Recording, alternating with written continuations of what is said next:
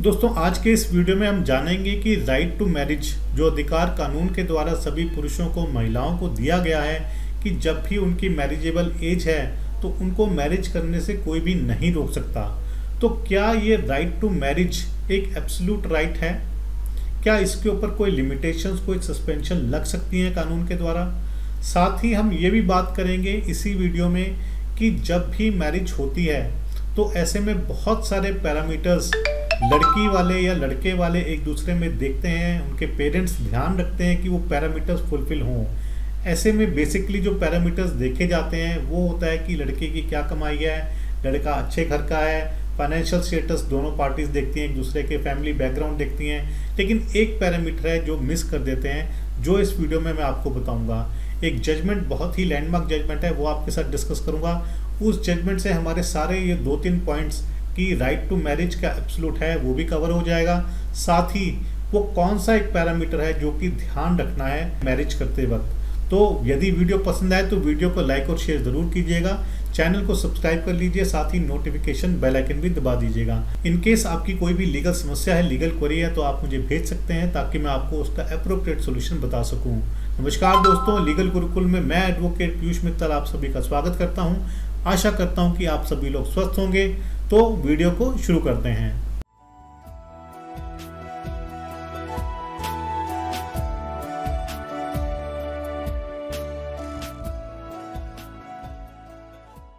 दोस्तों आमतौर पर जब भी मैरिज होती है तो ऐसे में फाइनेंशियल स्टेटस या फैमिली स्टेटस ही देखा जाता है। जिस पैरामीटर की मैं बात करने जा रहा हूँ वो है हेल्थ पैरामीटर, यानी कि health status of the spouse. चाहे वो लड़की हो या लड़का हो, उसके हेल्थ स्टेटस के बारे में आज की डेट में भी जब भी पार्टीज मैरिज फिक्स करती हैं तो बहुत कम एक दूसरे से पूछती हैं या उसको कंफर्म करने की कोशिश करती हैं, क्योंकि आज की डेट में बहुत सारे इंस्टेंसेस हो चुके हैं। तो ऐसे में पार्टीज पूछती ज़रूर हैं कि उनका क्या हेल्थ स्टेटस है, लेकिन कोई भी किसी से भी कंफर्म नहीं करता, जो कह दिया उसको मान लिया जाता है।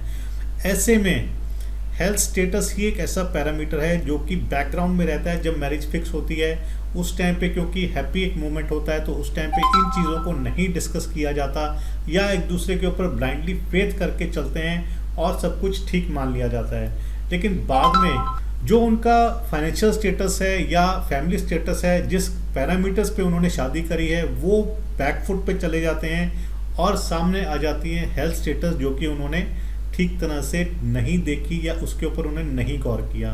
क्योंकि यदि लड़का या लड़की में से किसी को भी हेल्थ प्रॉब्लम है और वो हेल्थ प्रॉब्लम ऐसी है कि उससे आगे आने वाली मैट्रिमोनियल लाइफ को असर पड़ता है, तो मैरिजेस फेल भी होती हैं और डाइवोर्स तक भी चली जाती हैं। ऐसे में इंडिया का कानून भी हिंदू मैरिज एक्ट में 2 ग्राउंड्स ऐसे दिए गए हैं जिसके अंडर हेल्थ कंडीशन यानी कि ठीक ना हो तो ऐसे में दूसरा व्यक्ति डाइवोर्स ले सकता है, डाइवोर्स का केस फाइल कर सकता है। इसमें पहली कंडीशन है कि यदि किसी को कम्युनिकेबल वेनरल डिजीज़ है, यानी इसमें एसटीडी ही आती हैं जिसमें कि सेक्सुअली ट्रांसमिटेड डिजीज़ होती हैं, और वो ऐसी डिजीज़ होनी चाहिए जो कि कम्युनिकेबल हो, एक व्यक्ति से दूसरे व्यक्ति को लग सकती है।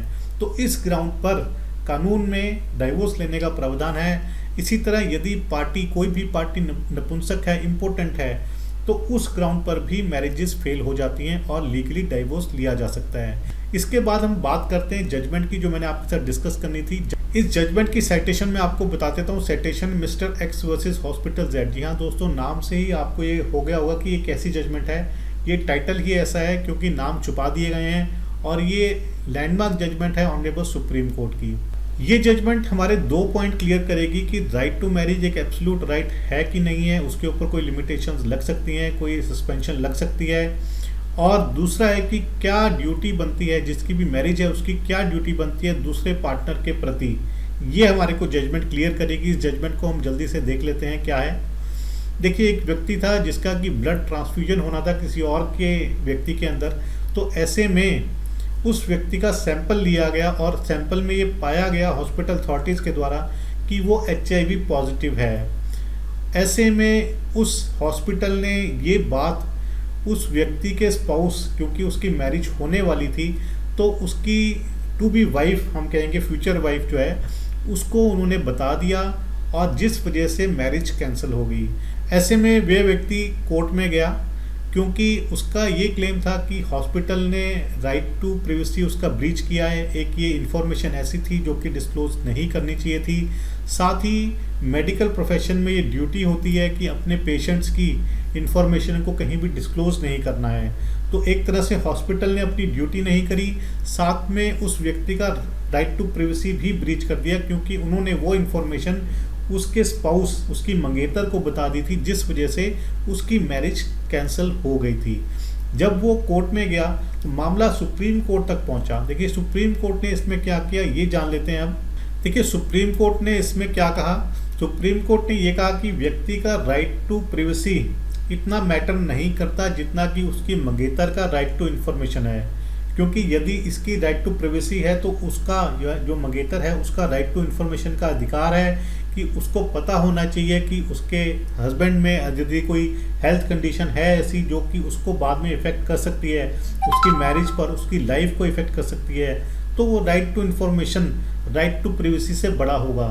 साथ ही सुप्रीम कोर्ट ने ये भी कहा कि डॉक्टरों की ड्यूटी है कि पेशेंट की इन्फॉर्मेशन को नहीं लीक करना या उसको मेंटेन करना है। ऐसे में पब्लिक इंटरेस्ट भी देखना बहुत ज़रूरी है। जहाँ पे ये लगे कि पेशेंट जानबूझ करके अपनी जो भी उसकी डिजीज़ है उसको स्प्रेड करना चाहता है, जिससे उसकी स्प्रेड होगी डिजीज़, तो उसको रोकने के लिए पब्लिक इंटरेस्ट में भी डॉक्टर्स अपनी जो ड्यूटी है उसको कॉन्फिडेंशियल रखने की, तो उसको वो छोड़ सकते हैं और पब्लिक इंटरेस्ट में दूसरों को बता सकते हैं। वो सुप्रीम कोर्ट ने ये भी कहा कि जब तक कि उसकी प्रॉब्लम ठीक नहीं हो जाती तब तक वो मैरिज नहीं कर सकता है। हालांकि ऑनरेबल सुप्रीम कोर्ट ने कहीं डायरेक्टली ये नहीं कहा कि उसका राइट सस्पेंडेड है, लेकिन ऑनरेबल सुप्रीम कोर्ट ने ये कह दिया कि यदि वो शादी करता है तो वो आईपीसी के सेक्शन 269 एंड 270 में पनिशेबल होगा, जिसमें कि यदि कोई भी किसी बीमारी को स्प्रेड करता है तो ऐसे में ये आईपीसी में पनिशेबल है और इसमें 2 साल तक की सज़ा हो सकती है। तो इस तरह से ऑनरेबल सुप्रीम कोर्ट ने ये बता दिया कि राइट टू मैरिज एक एब्सोल्यूट राइट नहीं है, वो भी सस्पेंड किया जा सकता है लीगली। और ये एक ड्यूटी बनती है हस्बैंड की, वाइफ की, जब भी उनकी मैरिज होनी है तो मैरिज से पहले अपने पार्टनर को अपनी हेल्थ की कंडीशन के बारे में अच्छी तरह जानकारी दें। तो इस तरह से और बाकी फैक्टर्स जब मैरिज करते हुए देखते हैं, जैसे कि फाइनेंशियल हैं या और कोई हैं, तो उनसे ज़्यादा ज़रूरी ये एस्पेक्ट बन जाता है हेल्थ स्टेटस देखने का, हेल्थ प्रॉब्लम्स के बारे में जानने का। और सबसे अच्छी बात तो ये होनी चाहिए कि जब भी मैरिज हो तो दोनों ही पार्टीज़ अपने अपने हेल्थ चेकअप कराएं, ताकि बाद में जाके कोई भी प्रॉब्लम ना आए। तो इस तरह से मैरिजेस को बचाया जा सकता है, डाइवोर्स को रोका जा सकता है। आशा करता हूँ कि वीडियो आपको पसंद आया होगा। वीडियो पसंद आया तो वीडियो को लाइक और शेयर ज़रूर कीजिएगा। अगली बारी मिलेंगे नए वीडियो में नए टॉपिक के साथ, तब तक के लिए धन्यवाद। जय हिंद।